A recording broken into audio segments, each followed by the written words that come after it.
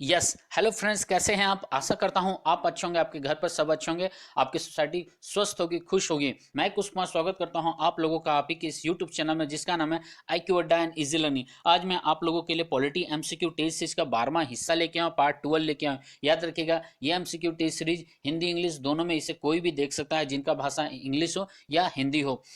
ये MCQ test series मैं focus करता हूँ खास करके state public service commission net TGT और PGT के लिए, क्योंकि इनका क्वेश्चन का स्टैंडर्ड थोड़ा सा हाई होता है। ठीक है, तो इसके अकॉर्डिंग मैं बनाता हूँ, और मैं ऐसे जो भी SSC RRB वाले भी हैं वो भी इसे देख सकते हैं कि ताकि उनका बेसिक स्ट्रांग हो जाए। ठीक है, चलिए आज का सेशन स्टार्ट करते हैं। सेशन स्टार्ट करने से पहले एक बात मैं बोलना चाहता हूँ, यदि आप चैनल पर नए हैं तो चैनल को सब्सक्राइब जरूर करिएगा।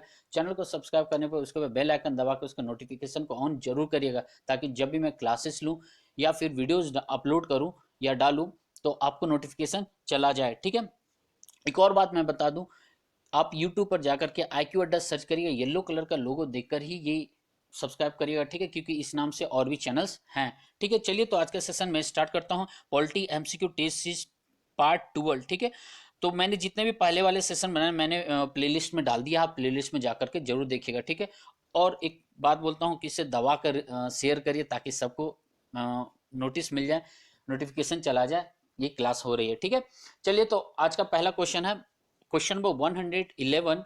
कहता है आज का क्वेश्चन, क्या कहता है देखता हूं मैं।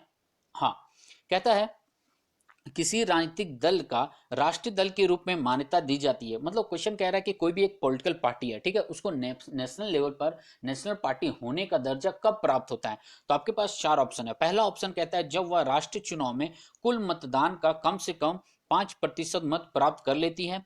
दूसरा ऑप्शन कहता है, पहला हो गया, दूसरा ऑप्शन कहता है वह सभी राज्यों में चुनाव लड़ते हो। ये कोई मैटर नहीं करता है कि वो कोई भी पार्टी, छोटे पार्टी है, वो हर जगह चुनाव लड़े तो उसे राष्ट्रीय दल डायरेक्ट एलिमिनेट करिए ना, इसे उतना दिमाग लगाने का जरूरत ही नहीं है। ऑप्शन बी नहीं होगा। ठीक है, आगे चलते हैं। तीसरा ऑप्शन कहता है उसे 4 या अधिक राज्यों में राज्य स्तरीय राजनीतिक दल के रूप में मान्यता दी गई हो। ठीक है, और आखिरी ऑप्शन आपको कहता है वह कम से कम 3 राज्यों में सत्ता प्राप्त कर ले। तो इसका आंसर क्या होगा? कौन से राजनीतिक दल को, मतलब कौन सा राजनीतिक दल को राष्ट्रीय दल के रूप में मान्यता हम लोग देते हैं?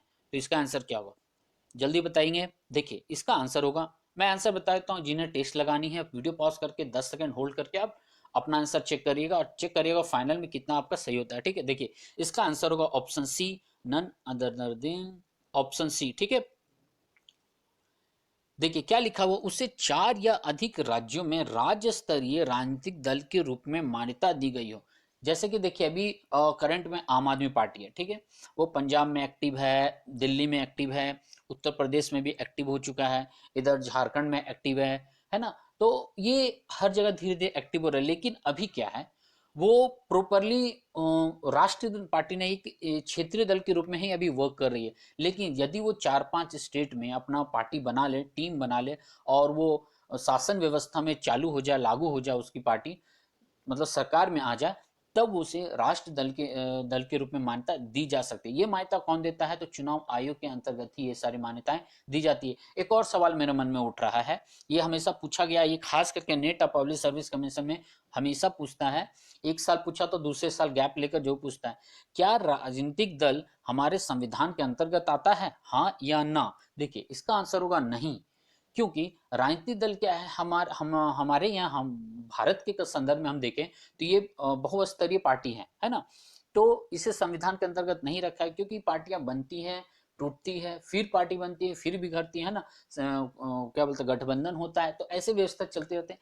इसलिए किसी एक खास पार्टी के बारे में रिप्रेजेंट नहीं किया गया है संविधान में। ठीक है, चलिए तो आगे चलते हैं, आगे का देखते हैं क्या कहता है क्वेश्चन नंबर 12। ठीक है, ये इंग्लिश में, आप इंग्लिश वाले देख लीजिएगा। ठीक है, क्वेश्चन नंबर 12 क्या कहता है, चलिए देखते हैं। क्वेश्चन नंबर 12 कहता है निम्नलिखित में से कौन राजनीतिक दलों के कार्य नहीं है। मतलब राजनीतिक दल जो है उसका काम कौन सा नहीं है। आपके पास चार ऑप्शन है फिर से। तो पहला ऑप्शन कहता है राजनीतिक चेतना व शिक्षा का प्रसार करना। ठीक है भाई, यहां तक ठीक है। दूसरा कहता है वित्तीय व्यवस्था का संचालन करना, देख लेते हैं आगे।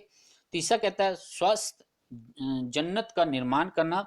और चौथा है सामाजिक व सांस्कृतिक कार्यों को करना। देखिए एक राजनीतिक दल क्या है, एक समाज क्या बोलते हैं, कल्याणकारी व्यवस्था के लिए मतलब एक समाज सेवी के रूप में वर्क करती है। क्लियर यहाँ तक? तो क्वेश्चन के अकॉर्डिंग हम इसको एलिमिनेट करें, तो राजनीतिक चेतना व शिक्षा का प्रसार करना, हाँ पॉलिटिकल पार्टी मोटिवेट तो करता है, ठीक है, जानकारी देता है, पब्लिक स्पीचेस लाते हैं, अखबारों में आते हैं, मैगजीन्स में, तो लोगों को जानकारी देते हैं, तो जानकारी देता है तो उनको जानकारी होता है, ज्ञान प्राप्त होता है, शिक्षा होता है, नॉलेज होता है ना। तो ऑप्शन ए ओके है, ठीक है। एक चीज याद रखिएगा, आंसर आपसे पूछा गया नहीं में, ठीक है, तो चेक कर लीजिएगा, एक बहुत बड़ा गलती है, दिमाग खड़ा करके काम करेगा, होश खोल करके, ठीक है। तो दूसरा ऑप्शन वित्तीय व्यवस्था का संचालन करना, नहीं, ये मैं नहीं जाऊंगा। रीजन है क्योंकि वित्तीय व्यवस्था राजनीतिक पार्टी नहीं अरेंज करती, ये हमारा संसद, विधानसभा और जो हमारे बजट के जो मंत्री होते हैं, वित्त मंत्री थे, उनके अंतर्गत और कैबिनेट के अंतर्गत ये विचार व्यक्त किया था कि हमें पैसों का उपयोग कैसे करना, हमारा फंड का भंडार का उपयोग कैसे करना। तो राजनीतिक दल नहीं बोलेगा मुझे ये खर्च करने, मुझे इस जगह यहाँ पैसे लगाने, मुझे ये निर्माण करने, ये बात नहीं है, ये बात गलत है। तो आंसर सीधा सीधा मिल गया, ऑप्शन बी होगा इसका आंसर, ठीक है, क्लियर है। तीसरा चौथा है स्वस्थ जन्नत का निर्माण करना, हाँ उनका तो कर्तव्य बनता है। चौथा है सामाजिक सांस्कृतिक कार्यों को करना, ये भी सही है, ठीक है, समाज में रहते तो एक्टिव आपको रहना है, ठीक है। आगे चलते हैं क्वेश्चन नंबर 13 की ओर। क्वेश्चन नंबर 13 क्या कहता है, देखते हैं कि संविधान संशोधन के अंतर्गत भारत में प्रशासनिक न्यायाधिकरण का प्रावधान किया गया था। ये हार्ड क्वेश्चन है, छोटा क्वेश्चन है, लेकिन मिर्च के समान है, ठीक है। ये प्रीवियस ईयर क्वेश्चन मैंने लिया है, आई थिंक मैंने यूपीएससी से क्वेश्चन उठाया या फिर नेट से उठाया, आई थिंक नेट का लिया मैंने, ठीक है। तो चलिए देखते हैं क्या है क्वेश्चन, क्या कहता है, ठीक है। तो बोलता है संवैधानिक संशोधन के अंतर्गत भारत में प्रशासनिक न्यायाधिकरण का प्रावधान किया गया है। चार ऑप्शन है, पहला 44वां संशोधन, फिर है 42वां संशोधन, फिर है 59वां संविधान संशोधन और अंतिम है 24वां संविधान संशोधन। इसका क्या होगा आंसर, देखिए सीधा सीधा आंसर लगाएंगे। चलिए एलिमिनेट करने की कोशिश करते हैं। 24वां संविधान संशोधन हुआ नहीं था, यदि आप पढ़े होंगे तो आपको पता होगा कि ये नहीं होगा, डी हटा दिया। 59वां संविधान संशोधन क्यों भी मैं कैंसिल करता हूं, यदि आप पढ़े होंगे तो। आपको मैं दो देता हूं, 42 44 में बहुत कोई कंफ्यूज भी होते हैं, ठीक है। देखिए इसका आंसर होगा ऑप्शन बी, ठीक है, 42nd अमेंडमेंट, ठीक है। ये कब हुआ था, 1985 में, ठीक है, क्लियर है। चलिए आगे चलते, देख हाँ मैंने यहाँ पर लगा भी दिया है, दिखा दिया मैंने, नोट करके दे दिया है। क्या है, प्रशासनिक न्यायाधिकरण 1985 में भारत में लागू होने से पीड़ित सरकारी सेवकों को न्याय प्रदान करने के क्षेत्र में नया अध्याय जोड़ा गया है। कहने का मतलब ये कौन से अनुच्छेद में आया था, याद रखिएगा 223 अनुच्छेद में आया था, 42वां संविधान संशोधन के अंतर्गत। क्या जोड़ा गया 223 के अनुच्छेद में, देखिए कहता है कि जो सरकारी इंप्लॉयज हैं, ठीक है, यदि वो सेवा में हैं या रिटायर कर चुके हैं, तो उनको कोई भी कष्ट या कोई भी परेशानी दिक्कत महसूस है, तो उनके लिए टीम वर्क की तरह एक व्यवस्था की गई है कि उसे कुछ प्रावधान दिया गया कि आप इसके अंतर्गत फलाने फलाने के अंतर्गत आप ये व्यवस्था के अंतर्गत काम कर सकते हैं, न्याय ले सकते हैं, यदि आपके अधिकार को उल्लंघन हो उसके लिए आप अपील कर सकते हैं, है ना। ये सारी व्यवस्था दिया गया है, ठीक है, आप इसे देख लीजिएगा, ठीक है। आगे बढ़े हम, चलिए हम लोग आगे बढ़ते हैं। क्वेश्चन नंबर इंग्लिश में मैंने दे दिया, हर कोई देखिएगा। वीडियो पसंद आ रहा है तो लाइक शेयर कमेंट जरूर करिएगा, और चैनल पर नए तो सब्सक्राइब भी जरूर करिएगा, ठीक है। चलिए क्वेश्चन नंबर 114 क्या कहता है, मूलतः संयुक्त राष्ट्र संघ की सुरक्षा परिषद के कुल सदस्य संख्या कितनी थी। कहने का मतलब जब संयुक्त राष्ट्र संघ का निर्माण हुआ था तो उस समय सुरक्षा परिषद के कितने मेंबर थे, ठीक है। आपके पास चार ऑप्शन है, पहला कहता है 10, दूसरा कहता है 15, तीसरा कहता है 11, चौथा कहता है 9। तो इसका आंसर क्या होगा, जल्दी से बताइएगा। देखिए इसका आंसर है, कोई नहीं, इकलौता आंसर है ऑप्शन सी 11, ठीक है, याद रखिएगा इसका है 11 है, ठीक है, 11 होगा। 5 तो मतलब परमानेंट है, 6 उस समय थे नॉन परमानेंट। नॉन परमानेंट इससे रिलेटेड मैं कुछ कुछ एलिमेंट में बता देता हूँ, पॉइंट बता देता हूँ, ये हमेशा घुमा घुमा कर पूछता रहता है। संयुक्त राष्ट्र संघ का ना सुरक्षा परिषद में 5 परमानेंट मेंबर हैं, जो नॉन परमानेंट होते हैं वो हर 2 साल में चेंज होते रहते हैं, ठीक है। कितने भाषाएं हैं, तो 5 भाषाएं भाई।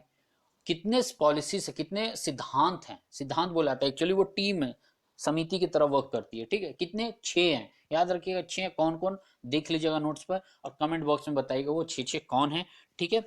एक और दिमाग में मेरा बात आ गया है, वर्तमान में भारत जो चुना गया है वो कितनी बार में चुना गया है, इसका जवाब कोई देंगे। देखिए मैं बताता हूँ, ये 8वीं बार भारत चुना गया है नॉन परमानेंट में। परमानेंट बनने के लिए कौन कौन होड़ लगा हुआ है, दौड़ में है। हमारे तरफ तो हम खुद हैं, भारत है, जिससे पाकिस्तान चाइना रोकता रहता है, खासकर चाइना, ठीक है। दूसरी तरफ जापान एक्टिव है, वो मेंबरशिप लेना चाह रहा है तो उसे अमेरिका रोकता रहता है, ठीक है। दूसरी तरफ ब्राजील है, ब्राजील को भी अमेरिका लोग मिल करके, ऑस्ट्रेलिया क्या बोलते हैं, मिल करके रोकते रहते हैं। जापान को रूस भी कभी कभी रोक देता है, ठीक है, कोई ना कोई अड़ंगा लगा ही देता है, ठीक है। आगे चलते हैं क्वेश्चन नंबर 15 की ओर, देखते हैं क्वेश्चन नंबर 15 क्या कहता है। अच्छा, नॉन परमानेंट मेंबर मैंने यहाँ पे दे दिया, आप देख लीजिएगा, ठीक है, मैं ख्याल नहीं था, ठीक है। वर्तमान में जो जो नॉन परमानेंट मेंबर है मैंने उसे दे दिया, ठीक है। चलिए, तो क्वेश्चन नंबर 15 क्या कहता है, देखिए कह रहा है, इसे थोड़ा सा मैं जूम आउट कर देता हूँ, थोड़ा सा, हाँ, यस। चलिए, क्वेश्चन नंबर 15 क्या कहता है, 115, जनमत के निम्नलिखित सीमाओं पर विचार कीजिए तथा वाक्यों की सहायता से सही वाक्य का चयन कीजिए। मतलब आपको कुछ वाक्य दिए गए हैं और उसमें से जनमत के संबंध में कौन सा सही है, यहां ध्यान दीजिएगा, पूछा गया है सही वाक्य, ठीक है, यहां ध्यान दीजिएगा, ठीक है। तो चलिए देखते हैं क्या क्या वाक्य दिया गया है।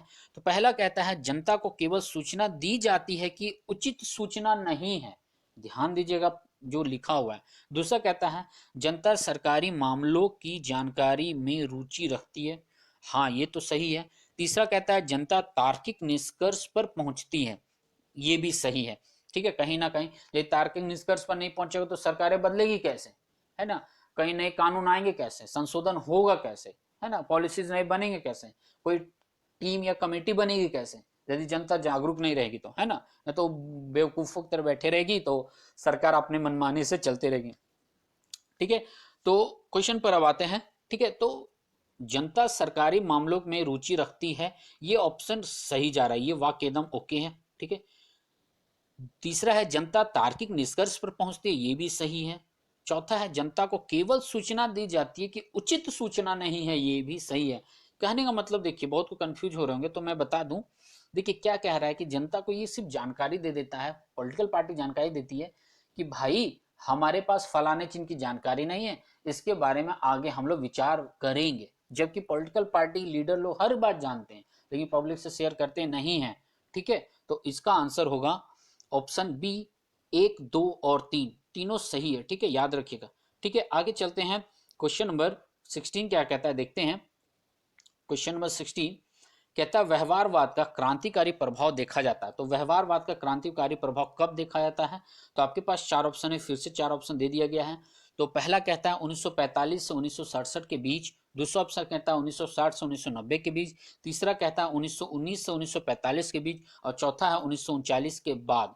तो क्या होगा, 1945 से 67, 1960 से 90, 1919 से 1945 या 1939 के बाद। व्यवहारवाद कब आया था, देखिए ये व्यवहारवाद एक्टिव हुआ था, खास करके बिहेवियरलिज्म एक्टिव हुआ था द्वितीय विश्व युद्ध के बाद हुआ था, ठीक है, सेकेंड वर्ल्ड वॉर के बाद ये ज्यादा एक्टिव हुआ था। तो इसका आंसर होगा, जल्दी बताइए इसका आंसर क्या होगा, देखिए इसका आंसर होगा ऑप्शन ए, 1945 के बाद, क्योंकि 1945 में ही द्वितीय विश्व युद्ध खत्म हुआ था। कब खत्म हुआ था, तो 2 सितंबर 1945 को ये खत्म हुआ था, ठीक है, क्लियर है। आगे चलते हैं, क्वेश्चन नंबर 17 क्या कहता है, 117 देखते हैं।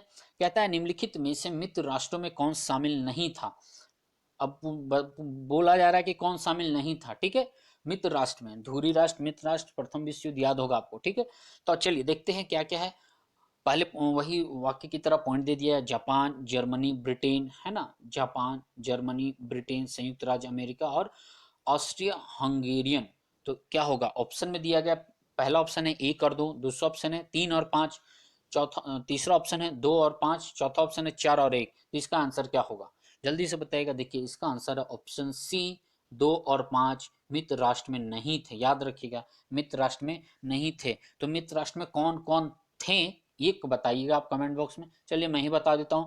तो वो थे इंग्लैंड, जापान, अमेरिका, रूस और फ्रांस, याद रखिएगा रूस और फ्रांस, जर्मनी और ऑस्ट्रो हंगेरियन सब थे धुरी राष्ट्र में, ठीक है।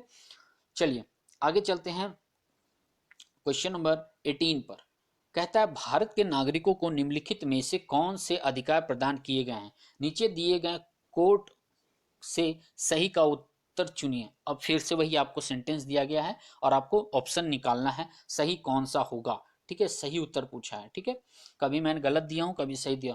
तो चलिए, कहता है भारतीय नागरिकों के संबंध में, ठीक है, और अधिकार है, ठीक, अधिकार मतलब मूल अधिकार, याद रखिएगा भारतीय नागरिकों के संबंध में यदि अधिकार वर्ड यूज किया तो मूल अधिकार।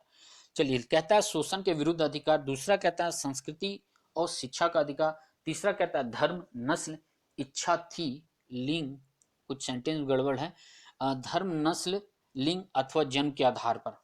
ठीक है, यहाँ पर थोड़ा सा टाइपिंग मिस्टेक है, कोई बात नहीं। ठीक है, तो इसका आंसर क्या होगा? देखिए, भारतीय नागरिकों को मूल अधिकार प्रदान किया गया। देखिए, शोषण के विरुद्ध अधिकार ये है। ठीक है, मूल अधिकार में संस्कृति और शिक्षा का अधिकार ये भी है। अच्छा, धर्म, नस्ल इत्यादि, जन्म स्थान, लिंग के आधार पर भी, जन्म स्थान के आधार पर भी मतभेद के विरोध। अच्छा, नीचे वाक्य दिया हुआ है, ठीक है, यहाँ पर है ना, तो इसके आधार पर भी दिया गया है, तो इसका ऑप्शन होगा 1 2 3, तीनों होगा। तो कहाँ है? अच्छा, इसमें ऑप्शन नहीं है। एक काम करिए, इसका एक 1 2 3 तीनों ऑप्शन होगा। ठीक है, यहाँ पर आई थिंक होना चाहिए, इनमें से सभी होना चाहिए, है ना, यहाँ ऑप्शन डी होना चाहिए इसका, इनमें से सभी। ये क्वेश्चन ही थोड़ा टाइपिंग मिस्टेक हो गया है। ठीक है, कोई बात नहीं, हो जाता है कभी कभी। तो इसका आंसर होगा 1 2 3, याद रखिएगा। ठीक है, चलिए देखते हैं, कोई बात नहीं, कभी कभी हो जाता है। ठीक है, मैं भी इंसान हूँ। चलिए आगे चलते हैं। कह रहा है प्रथम विश्व युद्ध, आपके पास 4 ऑप्शन है। अच्छा, डेट दे दिया गया है, बताना है कौन सा डेट है। ठीक है, तारीख है, तिथि है। तो पहला ऑप्शन कहता है आपको 28 जुलाई 1914 से 11 नवंबर 1918। दूसरा ऑप्शन कहता है 24 जुलाई 1914 से लेकर के 11 नवंबर 1918। तीसरा ऑप्शन है 11 सितंबर से 1914 से 11 नवंबर 1918। और चौथा कह रहा है 28 जुलाई 1914 से 11 सितंबर 1918। कब हुआ था, कब से कब चला था प्रथम विश्व युद्ध? जल्दी से बताइए इसका आंसर। देखिए, इसका आंसर होगा ऑप्शन ए, 28 जुलाई 1914 से 11 नवंबर 1918। ठीक है, गड़बड़ मत करिएगा, डेट याद रखिएगा। 11 सितंबर, 11 सितंबर मैंने क्यों डाला है? हाँ, 9/11 के कारण मैंने ये वर्ड डाल दिया, क्योंकि बहुत लोगों के ब्रेन में दौड़ जाता 9/11, है ना। द्वितीय विश्व युद्ध 1 सितंबर 1939 को शुरुआत होकर 2 सितंबर 1945 को खत्म हुआ था। ठीक है, चलिए आगे चलते हैं, क्या कहता है। ठीक है, क्वेश्चन नंबर 20 क्या कहता है, 120 देखते हैं। हाँ, मैंने एक क्वेश्चन आंसर डाल दिया है, ये करंट अफेयर के बेसिस पर है। ठीक है, कहता है क्या CAA उत्तर पूर्वी राज्यों में लागू है? ये सवाल है। इसका आंसर देखिए क्या है। CAA आसाम, मेघालय, त्रिपुरा या मिजोरम के आदिवासी क्षेत्रों पर लागू नहीं होगा। हमारा जो संविधान के अंतर्गत ये किया गया है, पहले CAB था, जो सिटीजन अमेंडमेंट बिल था, जो आ नहीं रहा था, एक्टिव नहीं हो रहा था, व्यवहार में नहीं आ रहा था। अब इसे CAA कर दिया गया, मतलब सिटीजन अमेंडमेंट एक्ट कर दिया गया। ठीक है, तो इसका आंसर आप देख लीजिएगा क्या है। ठीक है, या जैसे कि छठी, संविधान की छठी अनुसूची में शामिल है। ठीक है, मतलब आसाम, मेघालय, त्रिपुरा, मिजोरम ये सब इफेक्ट नहीं होंगे इससे। ठीक है, याद रखिएगा, बहुत लोग मिसअंडरस्टैंडिंग में रह जाते हैं। आगे भी लिखा हुआ है, बिल उन राज्यों पर लागू नहीं होगा जिसके पास इनर लाइनर परमिट शासन है, जैसा अरुणाचल प्रदेश, नागालैंड, मिजोरम। अब ये इनर लाइन परमिट क्या है? ठीक है, इसे भी आप देखिएगा, मैंने यहाँ पर लगा दिया है, दे दिया है मैंने। ठीक है, पढ़ लीजिएगा, पढ़ के समझ लीजिएगा क्या है। नहीं समझ में आएगा, दिक्कत होगा, फिर आप मुझे बताइएगा। ठीक है, चलिए आगे चलते हैं। ओह, चलिए ठीक है, आज फिर इतना ही क्वेश्चन था। कोशिश मेरा रहता है कि कम समय में ज़्यादा से ज़्यादा चीज़ें आपको बता सकूं। ठीक है, कोई बात नहीं, फिर मैं लेके आऊँगा आगे पार्ट को। वीडियो पसंद आए तो लाइक शेयर कमेंट जरूर करें। चैनल पर नए हैं तो सब्सक्राइब भी याद से करिएगा, सब्सक्राइब बेल आइकन दबा के इसके नोटिफिकेशन ऑन कर ले, ताकि जब भी मैं वीडियो दूं तो आपको नोटिफिकेशन मिल जाए। चलिए ठीक है, धन्यवाद। घर पर रहिए, सुरक्षित रहिए, बड़ों से आशीर्वाद लेते रहिए, छोटों को प्यार देते रहिएगा। फिर मिलता हूँ, याद से यार शेयर करिएगा। मेरी मेहनत आप लोगों के लिए, आपके भविष्य के लिए। ठीक है, मेरी मेहनत आप लोगों के काम आ जाएगी तो मैं भी खुश होऊंगा, मैं भी मोटिवेट होऊंगा। तो ताकि एक तरह से मेरा ये वर्क हुआ ना, आप लोगों के लिए भले ही करो। मैं एक टीचर हूँ, तो ये ड्यूटी है। पिछले कई सालों से मेरा ये ड्यूटी रहा, पहले तो ऑफलाइन था, अब ऑनलाइन आया हूँ मैं। ठीक है, चलिए ठीक है, सुरक्षित रहिएगा, घर पे रहिएगा। धन्यवाद, जय हिंद।